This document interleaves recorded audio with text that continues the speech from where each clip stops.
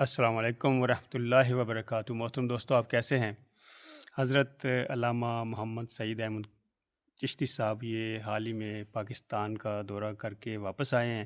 ہم ان کو ڈنمارک میں خوش آمدید کہتے ہیں۔ جزاک اللہ اور خیر۔ جیسا کہ آپ کو معلوم ہے کہ حج کے سفر میں لوگ مصروف ہیں، کچھ چلے گئے ہیں، کچھ جا رہے ہیں، کچھ جانے والے ہیں، اور حج کا ذکر ہو تو ساتھ قربانی کا ذکر بھی ہوتا ہے۔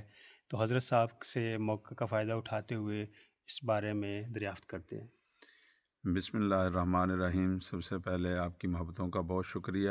اللہ تعالیٰ آپ کو سلامت رکھے، آپ کو اپنے زمان میں رکھے۔ آمین۔ اور سیکنڈلی بات یہ ہے کہ آپ نے حج کی بات کی، تو حج کیا ہے؟ حج کے حوالے سے ایک شاعر نے ایک شعر میں ساری بات جو ہے وہ پرو دی ہے ماشاءاللہ۔ اور سمجھا دی ہے کہ حج کیا ہے۔ تو اس نے کہا کہ میں ایک فرض محبت ادا کر رہا ہوں، کسی کی ادا کو ادا کر رہا۔ ماشاءاللہ، کیا بات ہے۔ یہ حج ہے۔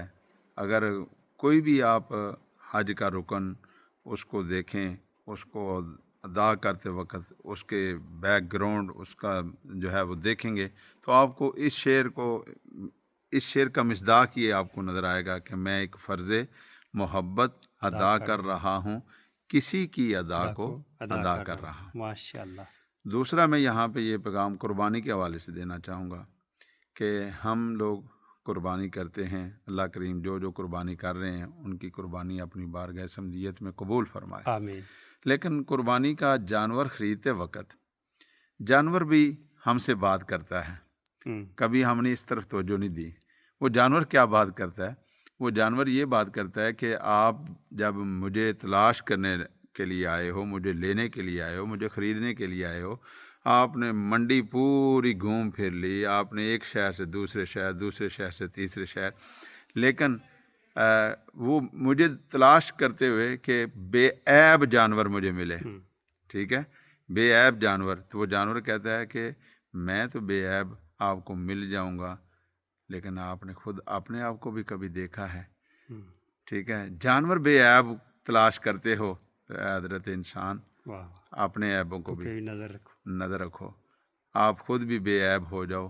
اگر آپ یہ کہتے ہو کہ اللہ رسول کا حکم ہے کہ بے عیب جانور ہونا چاہیے، تو اللہ رسول کا حکم یہ بھی ہے کہ انسان بھی، مسلمان بھی بے عیب ہونا چاہیے۔